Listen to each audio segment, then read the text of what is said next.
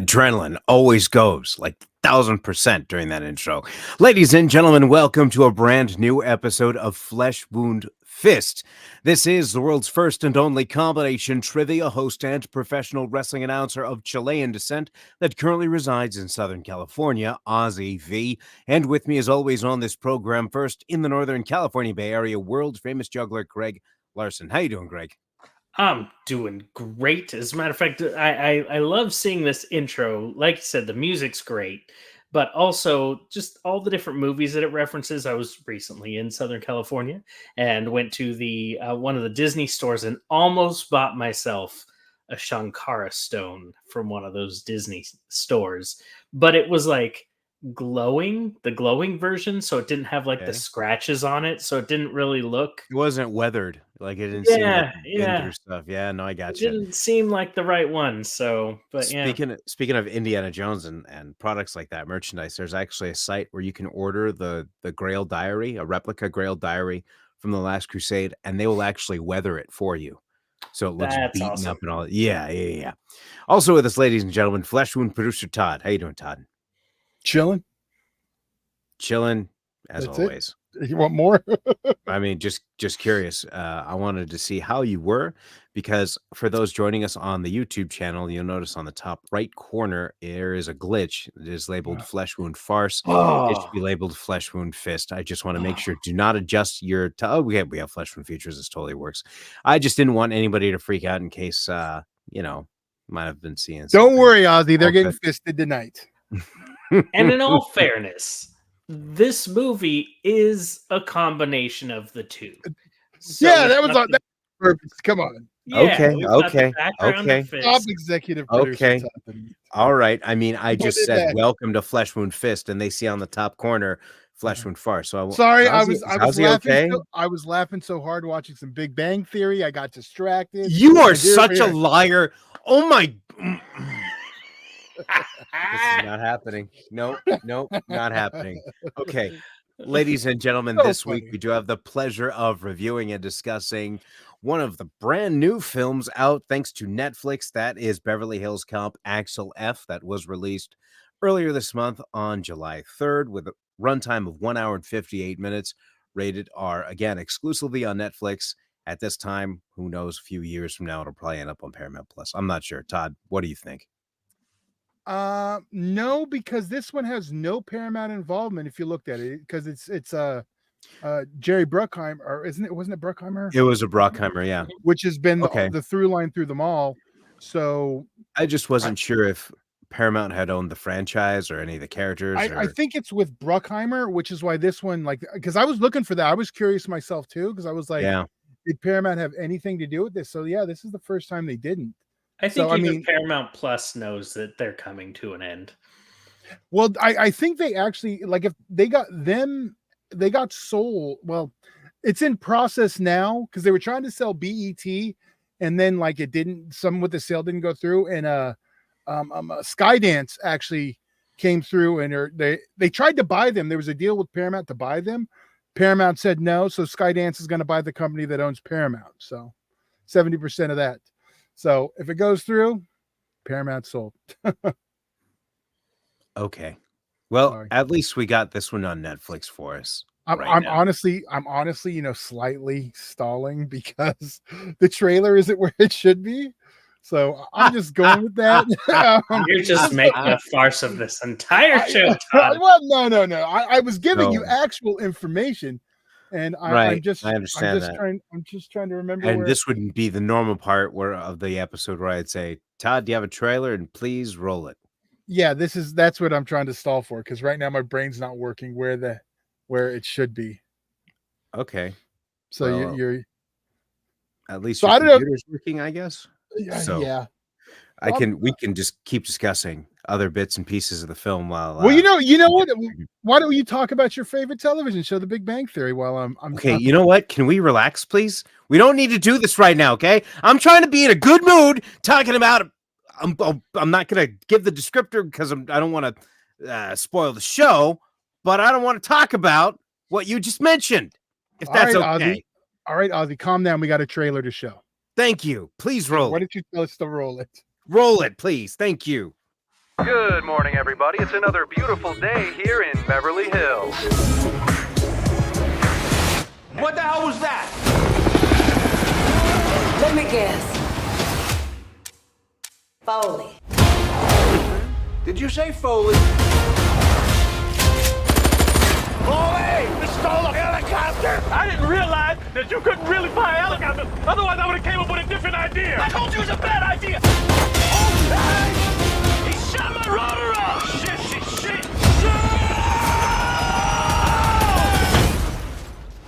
You know, this is very embarrassing. You know, part of me rather get locked up than get put in this little Fisher-Price-looking squad car. Jane, Hey, this is your father. before you hang up, I'm in town. I've been arrested. Hello? You sure y'all paying y'all's bills? Because this phone don't work. This isn't my first time in Beverly Hills. Yeah, I saw that. 84, 87, and then 94. But this place has changed a bit. What brings you back to 90210? I got a call from Billy. He's in trouble now. What do you want from me? I want you to be a cop again. You gotta do something. Axel, if you damage any city property... You're in a snowplow? Yeah, we in a damn snowplow. What's the problem? A lot of blind spots in the snowplow. I'm on an undercover mission with Axel Foley. You're pissing off a lot of people. That means we're getting close. Y'all safe? Everybody safe? There's no seatbelt in the middle. The hell with the seatbelt? We on the edge.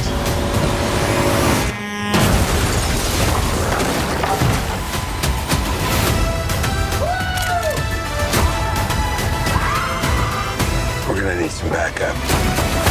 Whoa! What are you doing? Getting us some backup. God, I missed you, Axel.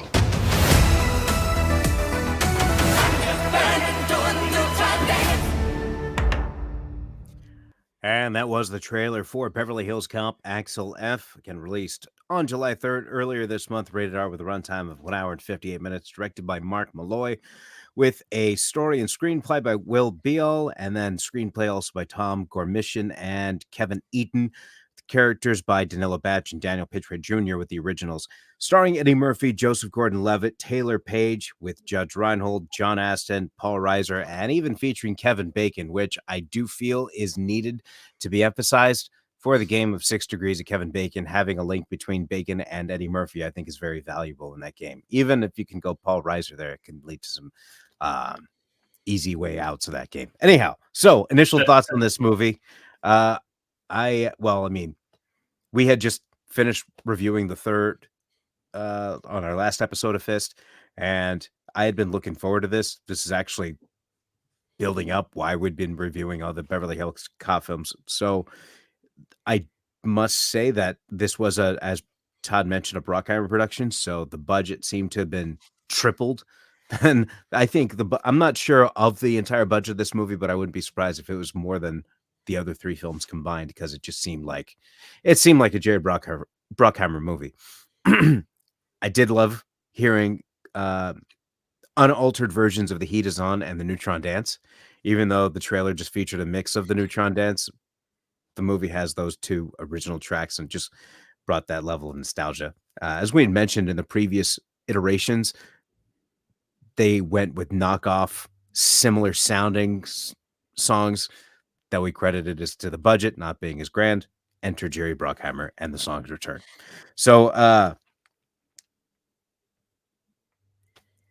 more than I think that's all I got for my initial thoughts. Greg. Yeah. So I was, after us watching the first 3 recently, I was rather excited to see what they were going to do. And I was a little nervous because of the gap in how long it's been. You know, you never know. Will they stick with some of the same comedy? Will it be, will it feel the same? Will the characters feel the same? You know, there was a lot of worry in this, but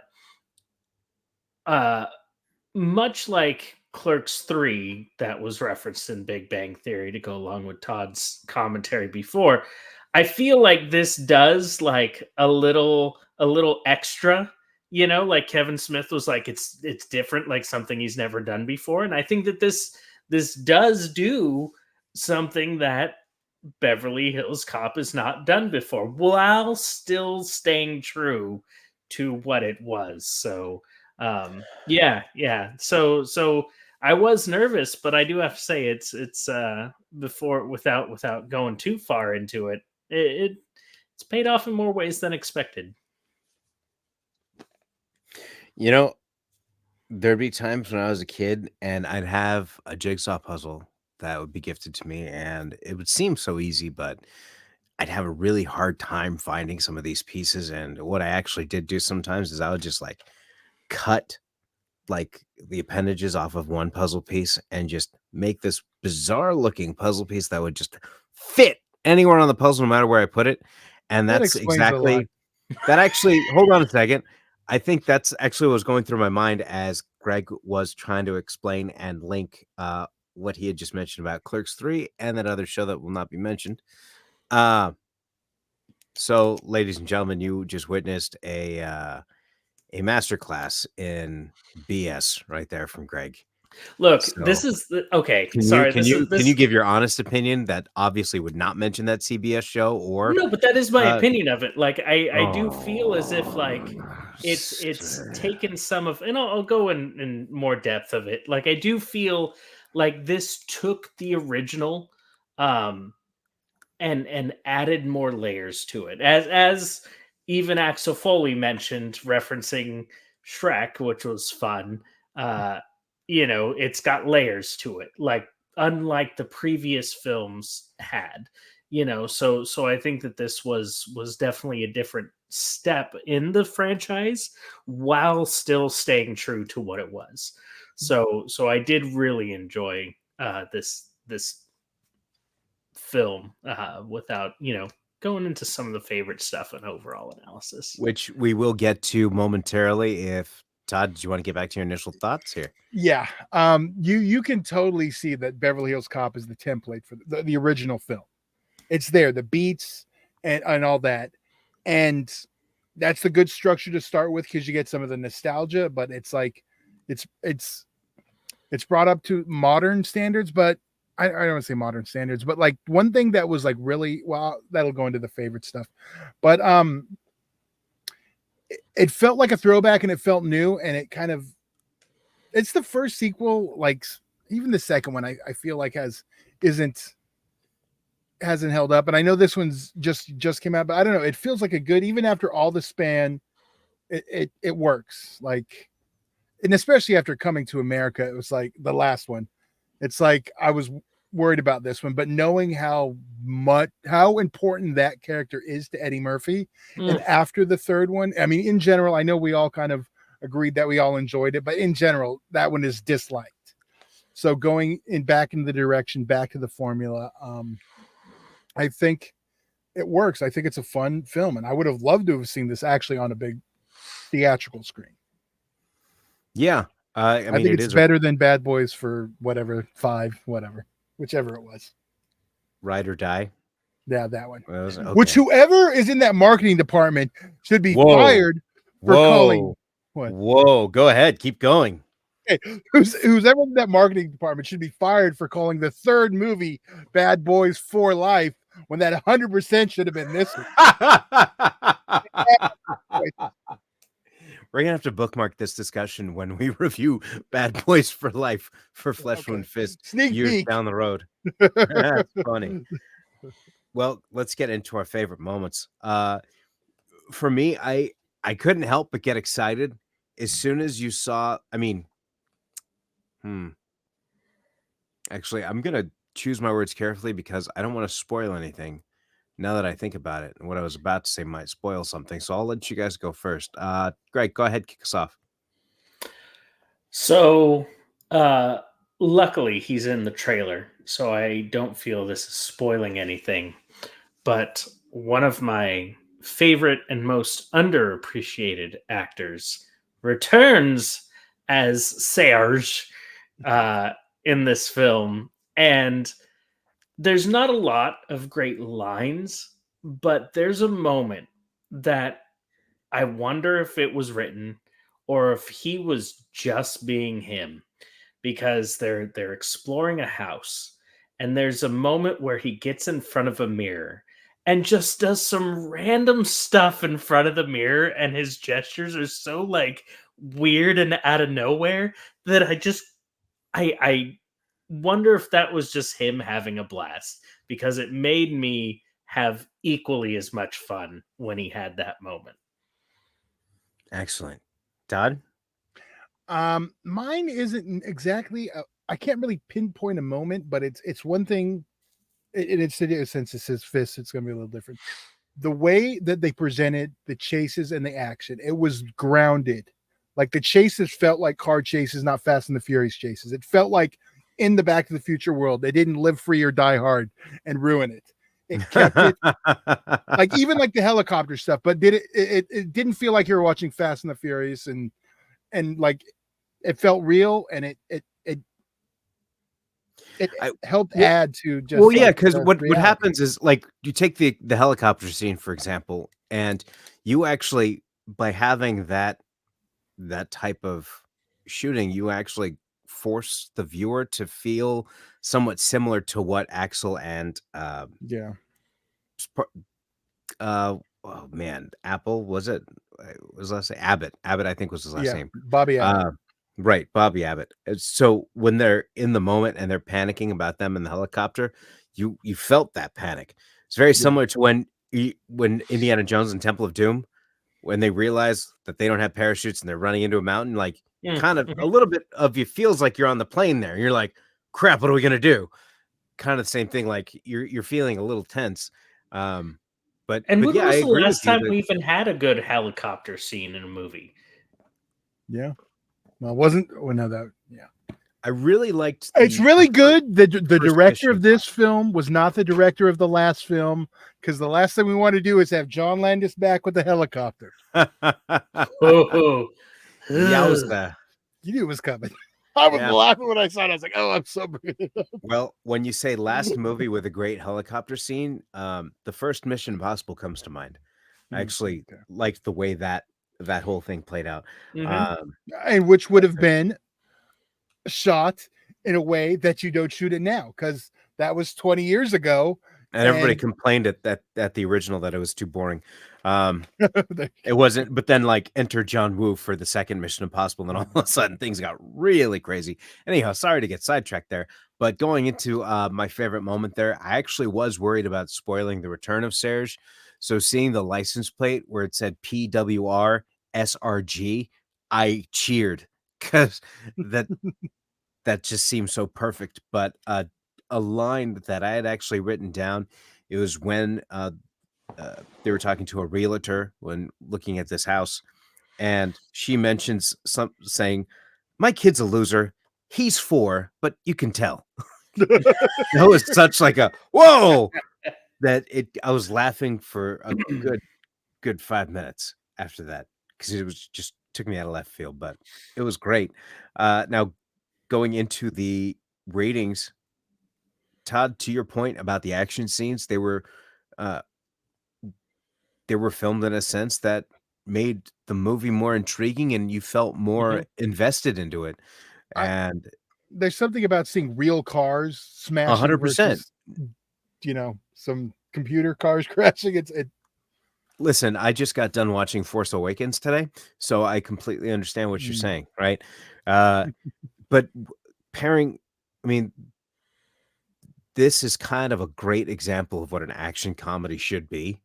You have these great action scenes, but in between these action scenes, the glue holding it together is Eddie Murphy and his antics, being the Bugs Bunny. And I especially loved like one of the scenes, just to go back to it, in a favorite moment, is when he's trying to fool one person, and then the daughter comes in and tries to call him out on it, and then he's forced to.